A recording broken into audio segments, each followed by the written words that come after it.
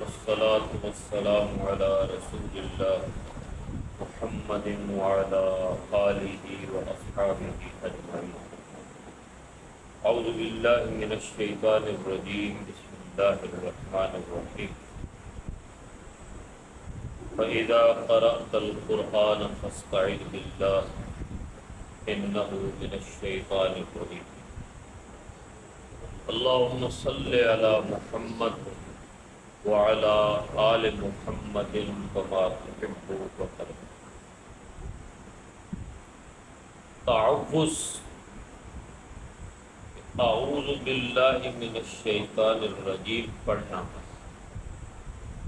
سنت ہے، اور قرآن کریم ہمیں بتاتا ہے کہ انبیاء کرام جب بھی ان پر کوئی آزمائش آتی، کوئی تکلیف آتی تو وہ اللہ سے پناہ مانگتے.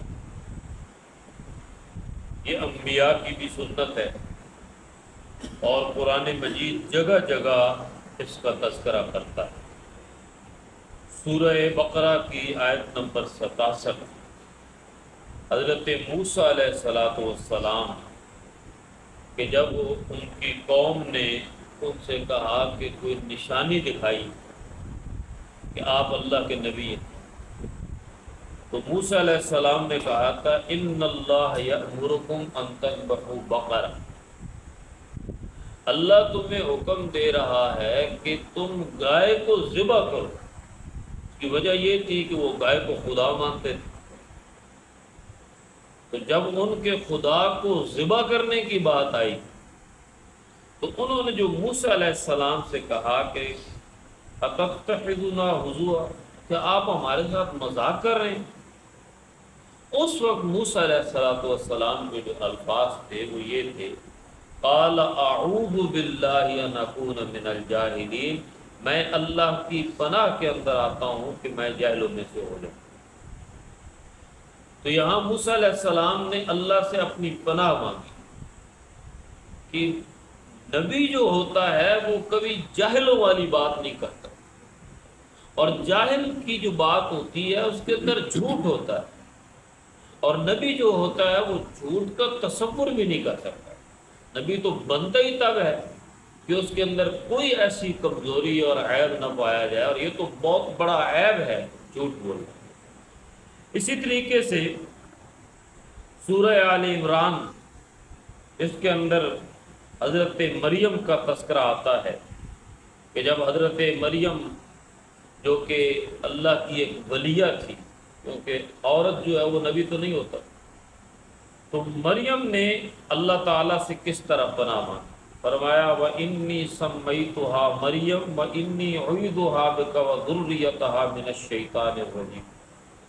تو یہاں قرآن کریم بتاتا ہے کہ حضرت مریم نے کس طریقے سے اللہ سے پناہ مانگی کہ جس وقت حضرت مریم علیہ السلام کے پاس جبرائیل آئے، اور جبرائیل نے آ کر انسانی شکل کے اندر حضرت مریم سے کہا کہ آپ کا بیٹا پیدا ہونے والا ہے. تو حضرت مریم پریشان ہو گئی کہ میری شادی نہیں ہوئی، اور یہ آپ کیا کہہ رہے ہیں؟ اب میں جب بچہ پیدا ہوگا اور بچہ لے کے میں قوم کے پاس جاؤں گی تو قوم کیا کہے گی کہ یہ تو کیا کر کے آئی ہے تیرا؟ تو قوم نے یہ کہا، قرآن کریم خود ذکر کرتا ہے سورہ مریم کہ قوم نے کہا کہ اے مریم تیرا باپ تو ایسا نہیں تھا، تیری ماں تو ایسی نہیں تھی، تیرا خاندان ہی ایسا نہیں تھا، یہ تو کیا کر کے آ گئی ہے؟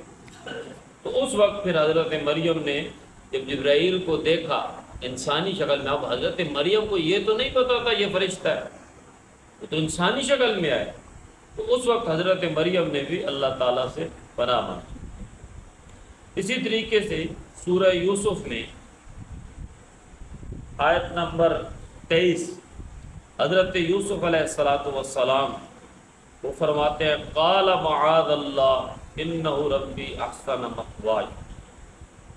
حضرت یوسف علیہ السلام جب زلیخا کے ساتھ کھڑے ہوئے تھے اور زلیخا ان کو ورغلا رہی تھی، غلط کام کی طرف متوجہ کر رہی تھی، جب ہر طرف دروازے بند تھے، تو اس وقت زلیخا نے جب یہ کہا کہ اے یوسف یہاں کوئی بھی نہیں دیکھ رہا، یہ میرا خدا ہے، وہ ایک بت سا اس نے بنایا ہوا تھا، اور اس بت کے اوپر زلیخا نے کپڑا ڈال دیا، اور کپڑا ڈال کر اس نے کہا دیکھو ایک ہی ڈر تھا کہ کہیں میرا خدا نہ دیکھ رہا ہو، میں نے اپنے خدا کے اوپر کپڑا ڈال دیا، اب کوئی بھی نہیں دیکھ رہا، اب تمہیں پورا اختیار ہے کہ تم میرے ساتھ وہ کام کرو جو میں چاہتی ہوں، میری وہ خواہش پوری کرو۔ تو اس وقت حضرت یوسف علیہ السلام نے کہا قال معاذ اللہ، میں اللہ کی پناہ مانگتا۔ مطلب کیا ہے؟ وہ تمہارا خدا نہیں دیکھ رہا، میرا خدا تو یہاں بھی دیکھ رہا ہے، تمہارے خدا پہ تو پردے ڈل گئے ہیں، میرے خدا کے اوپر کوئی پردے نہیں۔ تو یہ یوسف علیہ السلام نے اس وقت جو تعوذ پڑھا، جو اللہ سے پناہ مانگی، اس کا تذکرہ ہو رہا ہے قال معاذ اللہ، میں اللہ کی پناہ کہتا ہوں۔ تو آگے بھی اس کا تذکرہ چل رہا ہے کہ انبیاء کرام نے کس طریقے سے اللہ کی پناہ مانگی ہے۔ تو قرآن کریم یہ ہمیں ترغیب دلا رہا ہے کہ جب بھی تم قرآن پڑھنے لگو یا جب بھی شیطان تم پہ حاوی ہونے لگے تو اعوذ باللہ پڑھ لیا کرو۔ اللہ تعالیٰ قرآن کو سمجھنے کی توفیق عطا فرمائے۔